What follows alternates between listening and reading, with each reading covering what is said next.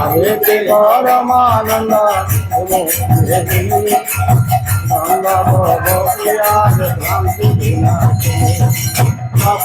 জ্ঞানমঞ্জরি বেদা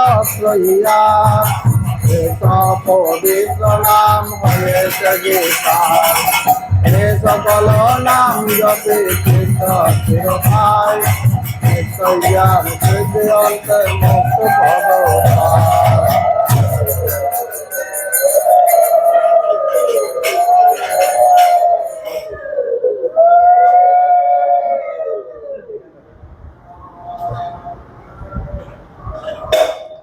শ্রীমদ্ ভগবদ গীতা ১৬ অধ্যায় দেবাসুর সম্পদ বিভাগ যোগ।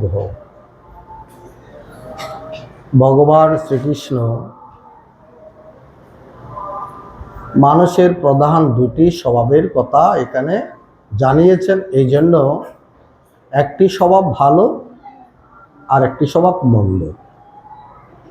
মন্দ স্বভাবের মানুষগুলো অসুর হয়, স্বভাব চরিত্র রাক্ষসের মতো হয়, তারা আসরিক প্রকৃতি নিয়ে জীবনযাপন করে এবং অন্তিমে তারা মৃত্যুর পর নরক গতি প্রাপ্ত হয়। আর যারা দেবভাবের মানুষ তারা মুক্তি লাভ করে। এই জন্য মানুষকে সচেতন করেছেন, মানুষ নিজের প্রকৃতিকে অনুভব করতে পারে না। মনে হচ্ছে ভালোই করছি, কিন্তু আসল করছে খারাপ। তাই গীতা এই যে ১৬ অধ্যায়, তা মানুষের স্বভাবের একটি দর্পণ। আমরা যেমন বাইরের দর্পণ নিজের চেহারাটা দেখি, চেহারার মধ্যে ভালো মন্দ দেখতে পাই, সেই হিসাবে চেহারার যত্নশীল হয়। তো মনের যত্নশীল হওয়ার যে মনকে দেখা, এই গীতা ১৬ অধ্যায়টা হচ্ছে মনকে দেখা। আমার মন এখন কোন ভাবে আছে, দেবভাবে আছে না আসুরিক ভাবে আছে। যদি আসুরিক ভাবে থাকে তাহলে আমাকে এটাকে দেবভাবে কি করতে হবে, রূপান্তর করতে হবে। অন্যথা আমাকে ইহলোকে উচ্ছৃঙ্খল জীবনযাপন করতে হবে, মৃত্যুর পর আমাকে গিয়ে নরক প্রাপ্ত হতে হবে। নরক বহু দুঃখ। সেই জন্য যারা ভক্ত হবেন, ধার্মিক হবেন, তাদের প্রথম কিন্তু ১৬ অধ্যায় গীতা পাঠটা করা উচিত। ১৬ অধ্যায় এবং ৭ম অধ্যায়, এই দুটি অধ্যায় হচ্ছে মানুষের জীবনকে শোধন করার অধ্যায়। ভগবান যেভাবে যেভাবে বলেছেন জীবনকে শোধন করার জন্য, জীবনকে উন্নত করার জন্য, জীবনকে ঈশ্বরমুখী করার জন্য, জীবনকে মোক্ষমুখী করার জন্য, মুক্তি লাভ করার জন্য, ভক্তি উদ্দীপনার জন্য, জ্ঞান প্রাপ্তির জন্য আমাদের এই ১৬ অধ্যায় এবং ৭ম অধ্যায় পড়ে অতএব জীবনটাকে তৈরি করতে হবে। ভগবান এই ১৬ অধ্যায়ে দেবভাবের লক্ষণ বর্ণনা করেছেন ২৬টি, আর আসরিক ভাবের লক্ষণ বর্ণনা করেছেন ৬টি। তো দেবভাবের বর্ণনাগুলো পরে থাক, আগে আমরা আসরিক ভাবগুলো আলোচনা করি, কেননা এগুলোই আমাদেরকে কি করে, আমাদের মনুষ্যত্বের জীবনের পতন ঘটায়, মনুষ্যত্ব নষ্ট করে, মানবত্ব নষ্ট করে, মানব জীবনের পতন ঘটায়। তো যেগুলো খারাপের দিক সেগুলো আমাদের বেশি জানা দরকার, যেন আমি খারাপের দিকে না যাই। তো ভগবান এখানে দম্ভ দর্প বিমানশ্চ ক্রোধ পারিশ্রমেব চ অজ্ঞানঞ্চ বিজাতস্য পাত্র সম্পদমাসুরিং, ৬ প্রকার আসরিক বৃত্তির কথা এখানে বর্ণনা করেছেন। কারণ এই ৬ প্রকার আসরিক বৃত্তি জেনে আমাদেরকে ভাবতে হবে এই ৬ বৃত্তিগুলো আমার মধ্যে আছে কিনা। যদি তাকে পরিহার করতে হবে, তবে আমি সঠিক মানুষ হব, আমার মধ্যে মনুষ্যত্ব প্রতিষ্ঠা পাবে এবং আমি ঈশ্বরের দিকে যেতে পারবো। সত্যিকারের ভক্ত বলতে তারাই যারা এই প্রকার আসরিক বৃত্তি অবলম্বন করে। আচ্ছা, অসুর ভাবের মানুষ কখনো ভক্ত হয়? হ্যাঁ, ভক্ত ছিল তো রাবণ, ভক্ত ছিল হিরণ্যকশিপু। এরা তপস্যা করেছে, ভক্ত হওয়ার জন্য নয়, অনিষ্ট সাধনের জন্য। তারা তপস্যা করেছে অনিষ্ট সাধনের জন্য। সেরকম একজন বৎসাসুর ছিলেন, সে তপস্যা করেছেন সারা জীবন মহাদেবের বর প্রাপ্ত হবে, আর তিনি অমর হবেন, যখন তার তপস্যা তুষ্ট হয়ে মহাদেব আসলেন, কি বর চাই? বলে অমর বর চাই। বলে এটা তো তুমি পাবে না। কিন্তু ওর উদ্দেশ্য ত্রিলোকের অধিপতি হবে, স্বর্গ মর্ত্য পাতাল ত্রিলোকের অধিপতি হবে। সে মনে মনে ফোন দিয়ে আটলো, ঠিক আছে আমাকে এমন ভাব দিন, আমি যার মাথায় হাত দেব সে যেন বর্ষ হয়ে যায়। তো এইভাবে সেই ত্রিলোকের যারা স্বামী তাদেরকে বর্ষ করে দেবে, আর নিজে তখন আধিপত্য বিস্তার করবে। অসুররা ভাবে নিজকে অমর, তাতেই তাদের সংসার আদর। যারা সংসারকে বেশি আদর মনে করেন, বুঝবেন তারা আসরিক প্রকৃতির লোক। তাহলে কি হলো? মহাদেব তো বোম্বলা বর দিয়ে দিল, ঠিক আছে দিয়ে দিলাম। এবার যখন প্রভু বর দিয়ে চলে যাচ্ছেন, বলে প্রভু একটু দাঁড়ান, আগে আপনাকে পরীক্ষা করি বরটা ঠিক আছে কিনা, কারণ জগতের কাউকে বিশ্বাস করা যায় না। মহাদেব তো বিপদে পড়ে গেলেন, এবার আমার মাথায় হাত দিলে আমি তো বর্ষ হয়ে যাবো। ও মহাদেব দৌড়াতে লাগলো, বিষ্ণুর কাছে চলে গেল, দৌড়াতে দৌড়াতে হাফা হুফা যখন বিষ্ণুর কাছে গেল, বিষ্ণু কি হয়েছে? বলে এই অসম্ভব একটা বর দিয়ে দিলাম, সে এখন আমার মাথায় হাত দিতে। বলে একটা ব্যাপার, আপনি ভিতরে ঢুকে যান, আমি সামাল দিচ্ছি। বিষ্ণু তো সব কিছুই সামাল দেয়। হ্যাঁ, এবার অসুরের বর্ষা এসে গেল। বলে মহাদেবকে আমি খুঁজতেছি। বলে হ্যাঁ মহাদেব আছে তো, কি চাই তোমার? বলে মহাদেব আমার একটা বর দিয়েছে, আমরা প্রমাণ করতে চাই। বলে কি বর দিলে? আমার যার মাথায় হাত দিয়ে সে বর্ষ হয়ে যাবে। বলে মহাদেবকে তুই বিশ্বাস করিস? এ তো শ্মশানে মশানে পাগলা পরে থাকে, ভূত প্রেত নিয়ে থাকে, তার কথার কোনো মূল্য আছে? আদৌ তোর বরটা সত্য নয়, তুই তোর মাথায় হাত দিয়ে দেখ, তাহলে তুই বুঝতে পারবি যে বরটা আদৌ সত্য নয়। মহাদেব যাকে তাকে যা খুশি বলে দেয়, কোনোটাই কল্যাণ হয় না, আর কোনোটাই কার্যকর হয় না। তুই প্রমাণ কর, আমার সামনে প্রমাণ হয়ে যাবে। যে মাত্র সে মাথায় হাত দিলে সে ভস্মীভূত হয়ে গেল।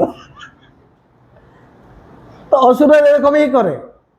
কিন্তু আমাদেরকে সচেতন হতে হবে। দম্ভ মানে দাম্ভিকতা, মানুষ দাম্ভিক দেখায়। হ্যাঁ, আমি কত বলবান, আমি কত ধনবান, সর্বাপেক্ষা বড় যজ্ঞ করিব আমি। বিরাট বিরাট যজ্ঞের অনুষ্ঠান করে, বড় বড় সাধু ভান্ডারা করে, বিরাট বিরাট ধর্মসভা করে, লোকজনকে ডেকে আনে, এই দেখো আমি কি করি, 10,000 লোককে খাওয়ালাম, এই পাড়া আমার মতো এরকম ভক্ত লোক নেই।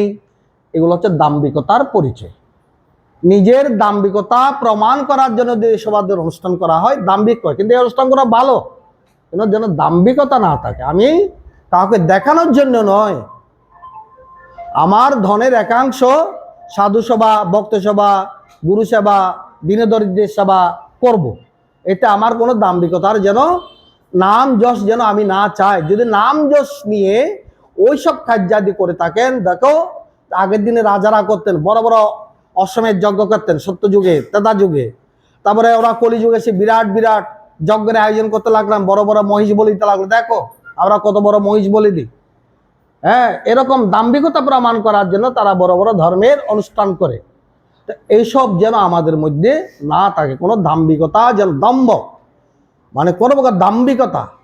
হ্যাঁ, কাকে খর্ব করা, কাকে ছোট করা, হ্যাঁ মানুষ বলে গণ্য না করা, সাধু সন্ন্যাসীদের অপমান করা। বলে দিলেন না, অহংকার বলদর্প কামক্রোধে মাতি, আমি যে তাদের দেহে আমি অপর দেহে, না জানিয়ে হিংসা মোরে করে দিবা রাতি, না বুঝি সাধুর তত্ত্ব অহংকার ভরে, পবিত্র সাধুর গুণে দোষারোপ করে, হিংসাকারে ক্রুরসে নরাদম নরে, পেলিয়া দুঃখের মাঝে শিক্ষা দিতে পথে কাজে, অর্জুন অসুর জন্ম দেহে নিম্ন স্তরে। যারা দাম্ভিকতা প্রকাশ করে এসব করে, তারা কোথায় যাবে? নরকেই যাবে। ভগবানই তাদের নরকে নিক্ষেপ করবেন। এটা আমাদের খারাপ লক্ষণ। এক নম্বর দাম্ভিক, দর্প, অহংকার, মারাত্মক এটা অহংকার। এটা সাধু বলুন, গৃহী বলুন, সর্বস্তরে অহংকারের বিষ সকলের মধ্যে আছে। এমন অহংকার সংকার সহজে যাবার নয়। ঠাকুর রামকৃষ্ণ বলতে, মানুষ 4টি বিষয়ে অহংকার করে। ধনবৎ, যার ধন আছে সে গরিবকে পাত্তা দেয় না, ভিখারিকে পাত্তা দিতে চায় না, কারণ সে এখন ধনী হয়ে গেছেন। সবে মাত্র বিবাহ হলো, স্বামী স্ত্রীর প্রথম তারা টেবিলে বসে একদিন প্রথম ভোজন করতে শুরু করলেন, সেই মুহূর্তে দরজার ধারে এক কাঙ্গাল মানে ভিখারি আসলো, বহুদিনের ক্ষুধার্ত হয়ে একটু অন্ন চায়। আর ওই যে দাম্ভিক স্বামী, সে বলছেন আমার এই প্রথম শুভ দিনে তুই এসে আমাকে বিরক্ত করছিস, তুই জানিস না আমি কে, আমার কয়টা বাড়ি কয়টা গাড়ি, আমার সুখের তুই বাধা দিয়ে মারলেন এক লাথি। আহা, অহংকারে মত্ত হয়ে, ধনের গৌরবে গর্বিত হয়ে এক ভিখারি কাঙ্গালকে, তার মধ্যে ঈশ্বর আছে সে তো জানে না যে আসরিক প্রকৃতির লোক, মানুষ অহংকারে ঈশ্বর বলে যায়, এক লাথি মারল। সে ব্যথা পেয়ে কুরুতে কুরুতে কুরুতে কুরুতে কুরুতে কুরুতে চলে গেল।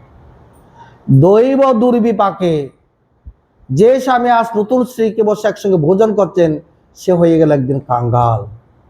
হতে পারে রাজা হরিশ্চন্দ্র কাঙ্গাল হয়ে গেছে, সকলে সমান একভাবে যায় না। আজ যে ধনে কাল সে ভিখারি, সেই তখন এমন কাঙ্গাল হয়ে গেল, ভিক্ষা ছাড়া তার কোনো উপায় নেই। যার এত ঘর বাড়ি টাকা পয়সা ধন দৌলত, যে একদিন ভিখারিকে কিছু না দিয়ে একটু অন্ন চেয়েছে বলে তাকে লাথি মেরে সুখে ভোজন করতে বসেছেন, সে হলো ভিখারি। যখন সে ভিখারি হয়ে গেল, স্ত্রী তাকে ছেড়ে চলে গেল, তার ঘর বাড়ি সবকিছু ধূলিসাৎ হয়ে গেল। সে পথের কাঙ্গাল হয়ে একেবারে নিজের জ্ঞান বুদ্ধি লুপ্ত হয়ে গেল, পথের ধারে ধারে ভিক্ষা করে। সে জানে না সে কি হলো। সে সেরকম ভিক্ষা করতে করতে আর এক ধনীর বাড়িতে গেল। সে কিরকম করে কেমন করে বলছেন, ভাত ভাত পানি পানি, দুটি শব্দ, ভাত ভাত পানি পানি।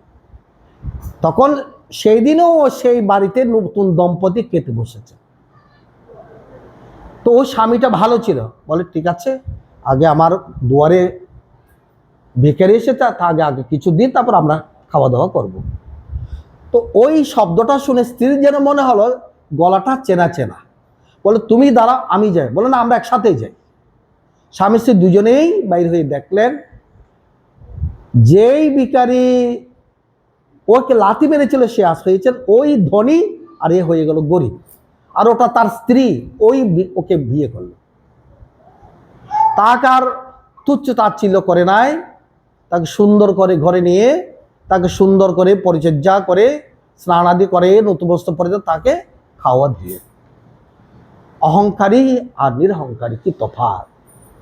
আমরা অনেক সময় অহংকারে একবার ছোট্ট ছোট্ট ঘটনাকে আমরা পাত্তা দিই না। এটা হচ্ছে ধনবত অহংকার, রূপবত অহংকার। রূপের মোহে অনেকে নিজেকে সুন্দর সুন্দরী মনে করে।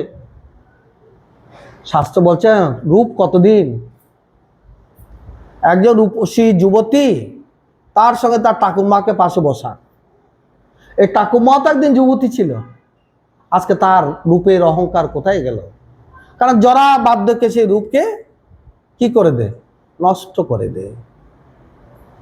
তাই আচার্য শঙ্কর বলেছেন, মা কুরু ধনজন যৌবন গর্বং হরতি নিমেষাৎ কাল সর্বং মায়াময় ইদম অখিল সংসার। ওই সংসার মায়াময়। তা কাম ক্রোধ এগুলো হচ্ছে আমাদের অহংকার, এগুলো করো না। তুমি ব্রহ্মতত্ত্বে মন দাও, ব্রহ্মতত্ত্বে প্রবিশ্বাস বিদিত্বা। ব্রহ্মতত্ত্ব জেনে তার মধ্যে তুমি মন নিমগ্ন করো। এগুলো কাল এসে মুহূর্তের মধ্যে হরণ করে নেবে। তাই নিজেকে কখনো রূপবতী ভাবতে নেই, বরং ভাবতে হয় গুণবতী। আমি গুণের অধিকারী হব, রূপ আমার দরকার নেই। রূপ আগুনে নষ্ট হয়ে যাবে, আর গুণ আগুনও নষ্ট হবে না। সেই গুণ তার পরলোকে পর্যন্ত যাবে, সেই গুণ তার পরলোকেও পর্যন্ত যাবে। সাবিত্রী সত্যবানের কথা যারা পড়েছেন তারা জানেন। এমন প্রতিভক্ত সাবিত্রী, জমের দুয়ার থেকে যাকে ফিরিয়ে নিয়ে এসেছিলেন, তার কথা সন্না করে লিখে আছে। আমরা সকলে ঘুম থেকে উঠে পঞ্চকন্যা স্বর্গ অহল্যা দ্রৌপদী তারা কুন্তী মন্দোদরী, এরা সকলেই ছিলেন গুণবতী। এদের গুণ এখনো সবাই স্মরণ করে ঘুম থেকে জেগে উঠে, কেন সেই জন্য তাদের মতো গুণবতী হয়। তাই কখনো রূপের অহংকার করা উচিত নয়। এই জন্য আচার্য শঙ্কর বলেছেন কি, মা কুরু ধন জন যৌবন। ধনের অহংকার, জনের অহংকার, বাহুবল, যৌবনের অহংকার কখনো করো না। হরতি নিমেষাৎ কাল সর্ব, মুহূর্তের মধ্যে তোমার কাল এসে সবকিছু নষ্ট হয়ে যায়। সংসার মায়াময়। তাই তুমি ব্রহ্মতত্ত্ব চর্চা করো, ঈশ্বর তত্ত্ব চর্চা করো, ভগবত তত্ত্ব চর্চা করো। এগুলো বোঝো, মানব জীবন কি, ঈশ্বর কি, মায়া কি। আসরিক ভাব কি, দেবভাব কি, এগুলো বোঝো, অনুভব করো। কারণ অহংকারের মতো খারাপ জিনিস আর কিছু নেই। বলে যে যত বড় অপরাধী হোক ভগবান তাকে ক্ষমা করে তাকে কোলে আশ্রয় নেয়, কিন্তু অহংকারীকে কখনো তিনি কোলে নেন না। তুমি যত বড় অপরাধ করো কেন, ঠাকুর কাছে স্মরণ করলে দুরাচারী যত্ন করে আমার ভজন ধর্মাত্মা হয়ে শীঘ্র পায় শান্তিদন। দুরাচারী যদি যদি প্রতিজ্ঞা করে না আমি যা করেছি ভুল করেছি, যিনি বাল্মীকি মুনি রত্নাকর রহস্য তিনি এত বড় অপরাধী, তিনি যদি রামের চরিত্র গাথা বাল্মীকি রামের রচনা করতে পারেন, তার অপরাধ সবগুলো ভগবান ক্ষমা করে দিলেন। কিন্তু অহংকারীকে ভগবান কখনো ক্ষমা করেননি। তাই ভগবানের আর একজন দর্পহারী, যারা তার শরণাগত হয় ভগবান তাদের কৃপা করে অহংকারগুলো চূর্ণ চূর্ণ করে দেন।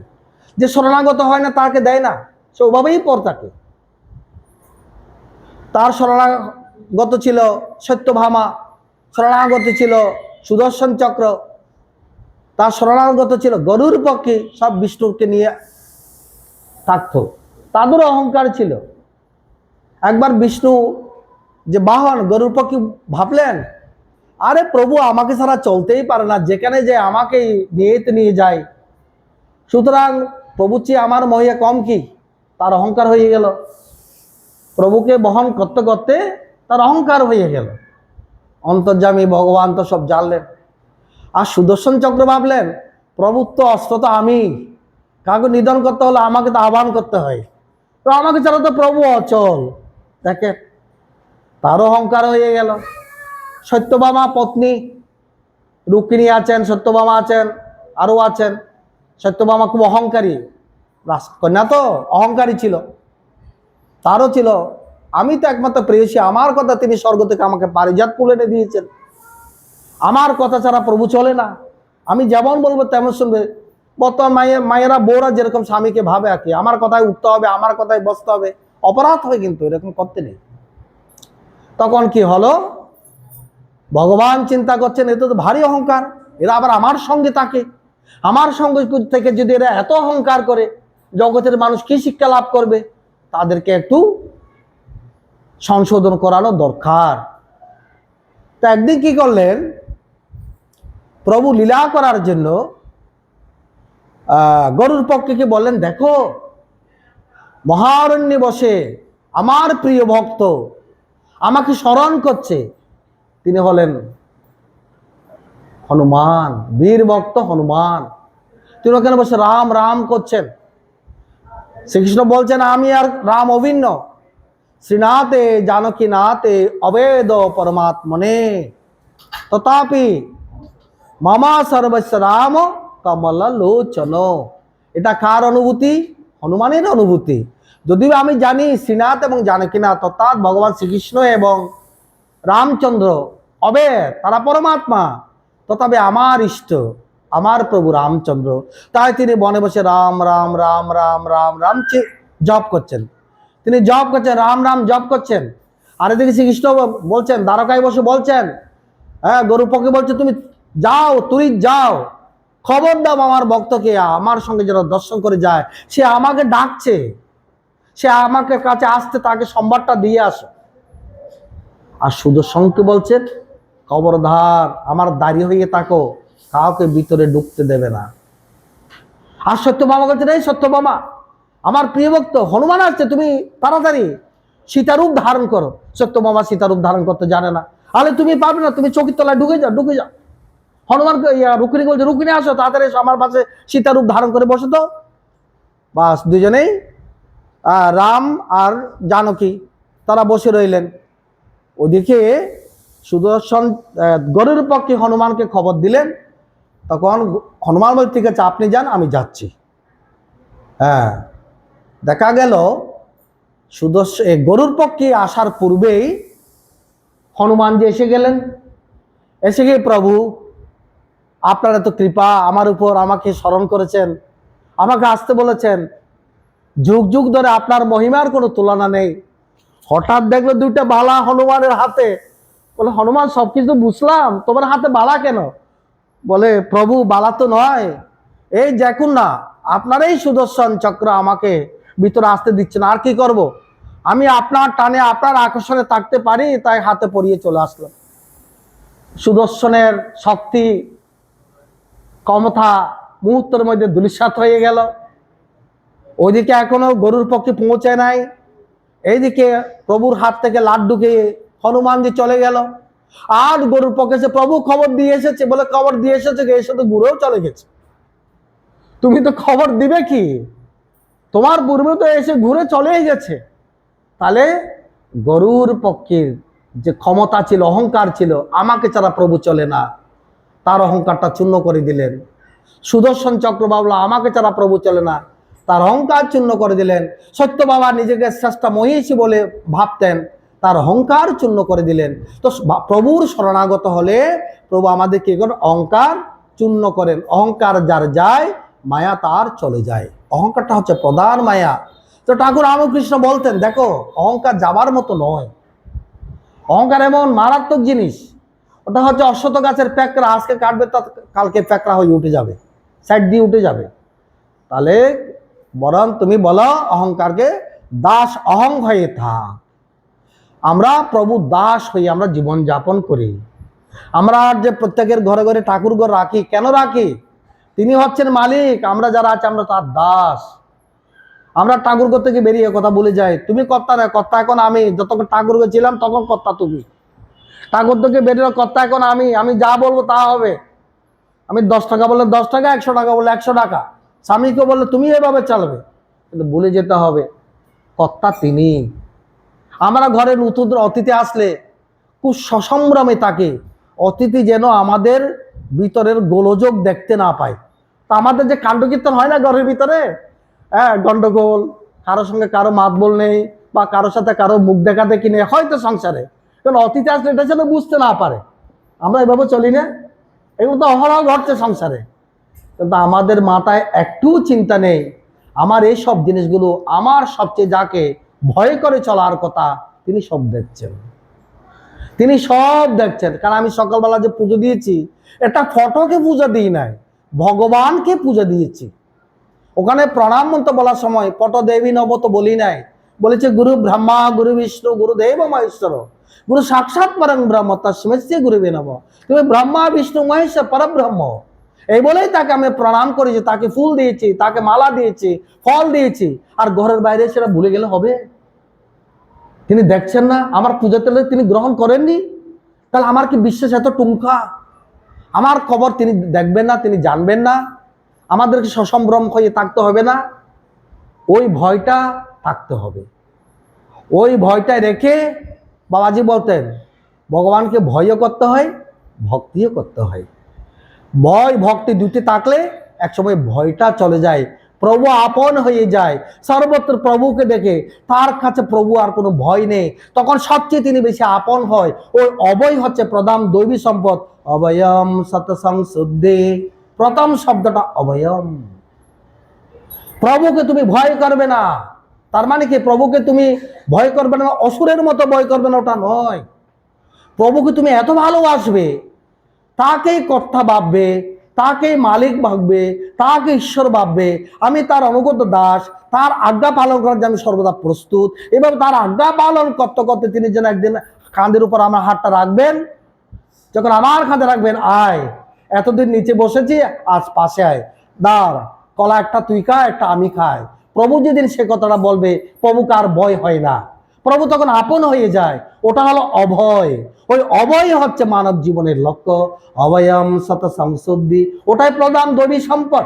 ওই অপ্রধান দৈবী সম্পদ আমাদের তখনই অর্জন হবে যখন আমাদের দম্ভ থাকবে না, দর্প থাকবে না, অভিমান থাকবে না, অহংকার থাকবে না, পারস্য মানে পরে নিন্দা ওইসব থাকবে না, কুসরটনা থাকবে না, অজ্ঞানতা থাকবে না। অজ্ঞানতা কি? ঈশ্বরকে অনুভব করার নাম জ্ঞান, ঈশ্বর ব্যতীত না মেনে মায়ার জগতে থাকার নাম অজ্ঞান। ওইটা থাকবে না, তবে সবচেয়ে আপন হবে তিনি। সেই জন্য আমাদেরকে শাস্ত্র সিদ্ধান্ত নিয়ে জীবন যাপন করতে হয়। বুঝাই আস্থা শ্রদ্ধে আজকে বলেছেন, যশাস্ত্র বিধি মুসিদ্ধ বর্ততে কামকারত ন সসিদ্ধ ভাবনত ন সুখং ন পরামগতি। যারা স্বেচ্ছাচার জীবন যাপন করে, শাস্ত্র মতো বিধিবিধান মেনে চলে না, শৌচাচার মানে না, প্রবৃত্তি নিবৃত্তির কার্য জানে না, যেখানে সেখানে খায়, যেখানে সেখানে তাকে যেমন তেমন করে চলে, তাদের কাছে নাই সততা, তাদের কাছে নাই শুদ্ধতা, তাদের কাছে নাই সদাচার, তারা এক প্রকার আসুরিক ভিত্তির লোক।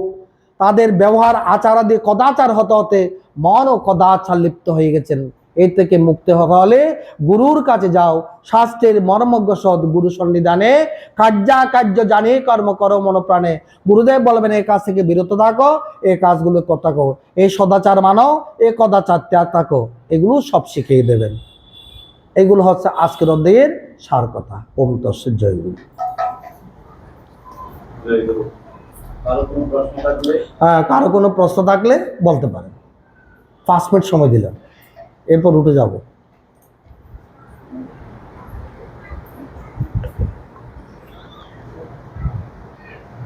তোমার 20 মিনিট বলতে বলেছিল, 20 মিনিট হয়ে গেছে।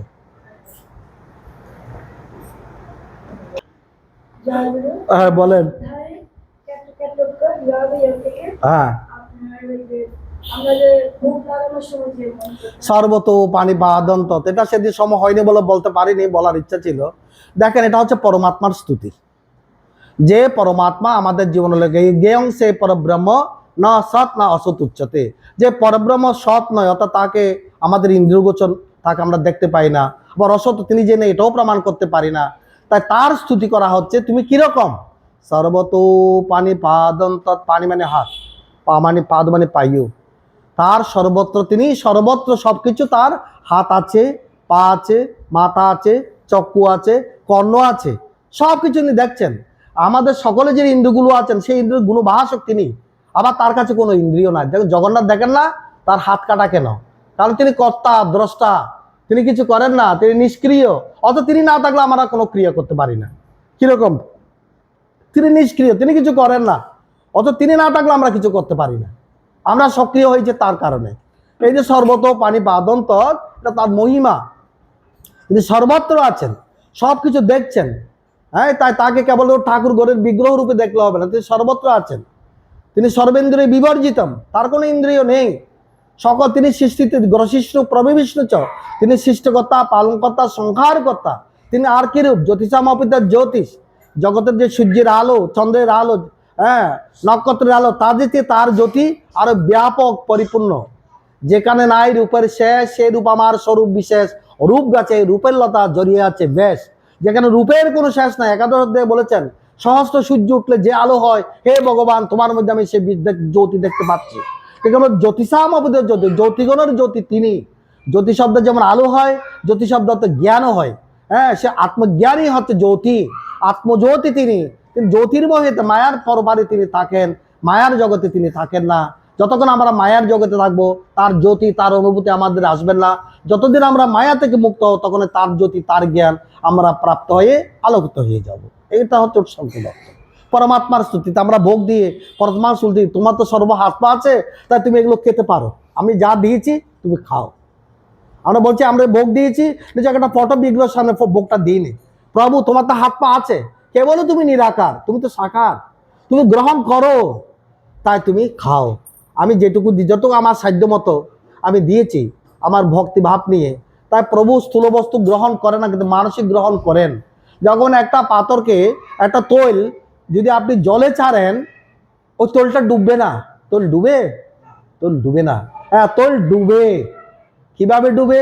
একটা পাথরের মধ্যে তৈল মেখে যখন আপনি ছেড়ে দেবেন, পাথরটা যখন ডুবে তৈলও ডুববে। প্রভু আমার স্থূলদ্রব্য গ্রহণ করে না বটে, যদি আমি ভক্তির সহিত দিই তিনি গ্রহণ করবেন। প্রয়াচ্ছতি, যেটা নমধ্যে বলে দিয়েছেন, পত্রং পুষ্পং ফলং তয়েন জমে ভক্তা প্রয়চ্ছ, যে ভক্ত ভক্তির সহিত যত্নের সহিত খুব সুন্দরভাবে শুদ্ধাচারে সদাচারে ভক্তিভাব আমাকে দেন, তিনি তা গ্রহণ করেন। তার সূক্ষ্ম অংশ তিনি গ্রহণ করে নেন। জলের যেরকম রস তিনি গ্রহণ করে নেন, যে জলটা আমরা দিই। হ্যাঁ, তিনি পৃথিবীর গন্ধ, সারকে সে গন্ধ ভাব তিনি নিয়ে নেন। সব কিছু করে তার সারবস্তু তিনি গ্রহণ করেন, তবে আমরা প্রসাদ প্রাপ্ত হয়।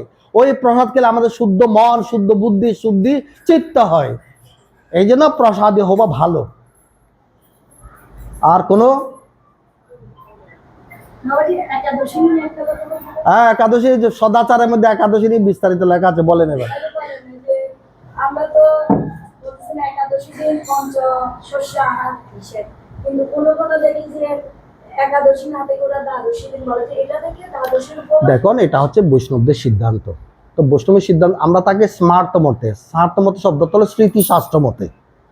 আমরা যারা সন্ন্যাসী পরম্পরা আশ্রম, যতগুলো আশ্রম যারা স্মৃতিশাস্ত্র মতে মানি, তো ওরা বৈষ্ণব সিদ্ধান্তের সঙ্গে স্মৃতিশাস্ত্র আমি মিলাতে যাবেন কেন? ওরা তো বলে যে একাদশী ব্রত পালন করে, কিন্তু ওরা তো দ্বাদশী ওরা করে, ওটা ওদেরকে জিজ্ঞাসা করবেন তোমরা কেন দ্বাদশী করো, এগুলো আমাদের নিয়ে চর্চা করার কোনো প্রয়োজনীয়তা নেই। আর জানেন, এটা আমরাও জানি, তো শুধু আমরা জানিলে উত্তরটা এখন দেবো না, শব্দটা অন্যদিকে যাবে। হ্যাঁ, সুতরাং আমরা আমাদের মতো থাকি, স্মৃতিশাস্ত্র মতো, ওরা ওদের মতো থাক, যার যে কোনো একটা দিন থাক, প্রভুর জন্য ত্যাগ স্বীকার করলেই হলো।